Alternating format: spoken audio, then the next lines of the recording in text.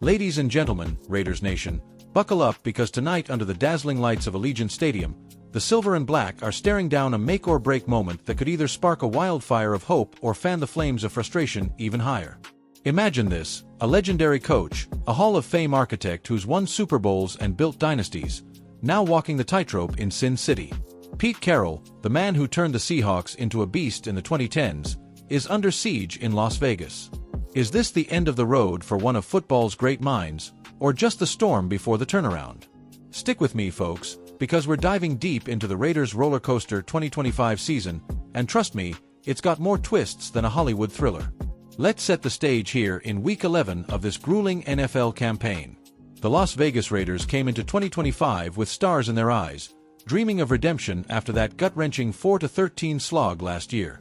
They bolted out of the blocks with high hopes, new blood in the front office, a revamped roster blending gritty vets and hungry rookies, all under the watchful eye of their shiny new stadium that looks like it was designed by a rockstar architect.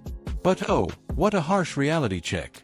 Sitting at 2-7, the Raiders are dead last in the AFC West, that snake pit of a division where the Kansas City Chiefs prowl like apex predators, the Los Angeles Chargers flash lightning bolts of speed, and even the Denver Broncos are nipping at their heels. It's been a season of what-ifs and why-nots, where every Sunday feels like a missed field goal in overtime. The main culprit? A team that's sputtering on both sides of the ball like an old muscle car that won't turn over. Offensively, it's been a patchwork quilt of inconsistency, flashes of brilliance from wide-out Davante Adams, who's still pulling down contested catches like he's defying gravity, but too often stalled by turnovers and stalled drives. Quarterback situation? Let's just say it's a revolving door that spun more times than a slot machine in this town. Defensively, the unit headlined by edge rusher Max Crosby, that man's a walking nightmare for offensive lines, with his relentless motor and those signature strip sacks, has been leaky as a sieve. They've coughed up explosive plays left and right, turning winnable games into blowouts. Remember that heartbreaker against the Chiefs in Week 5? A 50-yard bomb that sealed it, pure poetry for Andy Reid, pure poison for Raider fans. And don't get me started on the special teams. Punts turning into returns for touchdowns? It's like they're handing out souvenirs to the opponents. But here's where it gets personal, Raiders faithful. Pete Carroll, hired back in January with a 3-year deal and an option for a 4th. Because who wouldn't bet on a guy with 2 rings from Seattle and a tree full of NFL fruit? Was supposed to be the steady hand to guide this ship out of choppy waters. At 73, he's the oldest head man in the league, bringing that infectious energy and that always compete mantra that's defined his career. Fans packed Allegiant expecting mid-table respectability, maybe even a sneaky wild card push in this wide-open AFC. Instead, the losses have piled up like snow in a Tahoe blizzard, and the heat on Carroll is scorching hotter than a July Vegas sidewalk. Social media. It's a war zone. One diehard tweeted, "I never got why the Raiders hired Pete Carroll, dude's past his prime, and we're paying for it."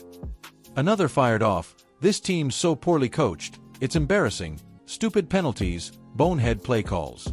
Pete's done." And the chorus, "Fire Pete Carroll now. Total failure." Oof. That's the kind of raw passion that makes Raider Nation legendary, but it's also the soundtrack to a coach's potential last stand. Now, let's peel back the layers and talk tactics, because this isn't just about wins and losses, it's about the chess game on the gridiron. Carroll's scheme, that hybrid cover 3 he loves, was meant to unleash Crosby and that ferocious D-line, echoing the glory days of Howie Long terrorizing quarterbacks in the 80s. But against mobile QBs like the Chargers' Justin Herbert, it's crumbling, linebackers biting too hard on play action, safeties caught flat-footed on deep shots. Offensively, his run-heavy philosophy, drawing from those Seahawks ground-and-pound eras with Marshawn Lynch, clashes with a line that's greener than a leprechaun's hat. We've seen Adams isolated on the sideline, force-fed targets that scream desperation, while the run game averages a measly 3.8 yards per carry. Stats don't lie, folks. The Raiders rank 29th in points per game at 17.2, and their defense is 31st against the pass, surrendering 285 yards a pop. Compare that to the 2023 squad under Josh McDaniels. Flawed, sure, but at least they hit 8-9 and flirted with relevance. It's a step backward, and in a division where Patrick Mahomes and the Chiefs are up 7-2, nursing that 4th straight Lombardi dream, every inch matters. Zoom out for a second, and let's honor the ghosts of Raiders past that make this hurt so much deeper. Born in the gritty shipyards of Oakland in 1960, the Raiders were rebels from day one. Al Davis screaming, "Just win, baby!" from the owner's box, leading charges against the establishment. 3 Super Bowls in the 70s and 80s, 11 in 76 with Ken Stabler slinging it to Cliff Branch, 15 in 81 behind Marcus Allen's MVP magic, and 18 in 83 with Jim Plunkett engineering comebacks for the ages. Those autumn wind howls at the Coliseum? Electric. The move to Vegas in 2020? A glitzy rebirth, Allegiant rising like a phoenix with its torchlit torchère and that turf that plays like a dream. But rivalries? Oh, they're biblical. The Chiefs. That annual bloodbath dates to the AFL days, with Arrowhead turning into a cauldron of hate. Chargers. Pure divisional venom, from Norv Turner's trash talk to Justin Herbert's heroics. Broncos. John Elway's ghosts still haunt. This 2-7 mark? It's the worst start since the 2018 disaster, and it stings because Raider Nation deserves better. They're the most loyal fans in the league, painting the town silver no matter the scoreboard. To bring this alive, picture me ringside with a quick huddle of voices from the trenches. I caught up with Max Crosby after practice, sweat-soaked, eyes like lasers. "Coach Carroll's got that fire, man," he told me, voice gravelly from the weight room grind.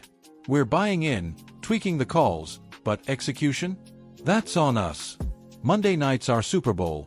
Hit him hard, get after Dak Prescott, and flip the script." Then there's rookie cornerback Tyree Wilson, a local kid from Texas dreaming big. Pete stories from Seattle? Motivational gold. But we gotta gel, or this ride ends too soon. And from the fan side, I chatted with longtime season ticket holder Maria from Henderson. Hurt. Yeah, but we're Raiders. We thrive on the underdog story. Just win one, Pete, and we'll roar louder than ever. Even Carroll himself, in a presser that had that classic Seattle calm. "Look, we're building something real here." The tape shows progress in the red zone, smarter adjustments. Cowboys. They're beatable. Bring the heat, play 60 minutes, and watch what happens. So, what does this mean looking ahead? Stakes couldn't be higher as the Raiders welcome the Dallas Cowboys to town for Monday Night Football. 8:15 p.m. Eastern on ESPN, baby.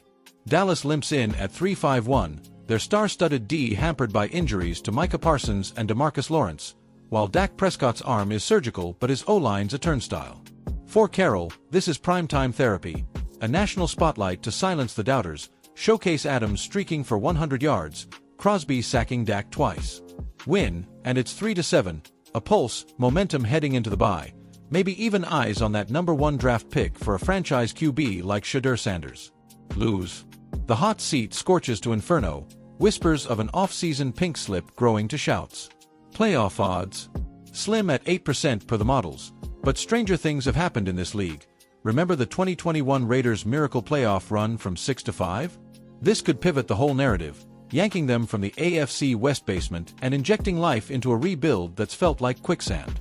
Folks, as the clock ticks down to kickoff, remember why we love this game. The grind, the glory, the unbreakable bond of Raider Nation.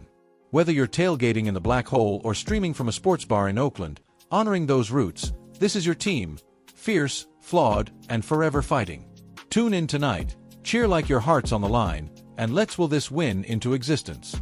Pete Carroll's legacy in silver and black hangs in the balance, but one thing's certain, the Raiders never quit.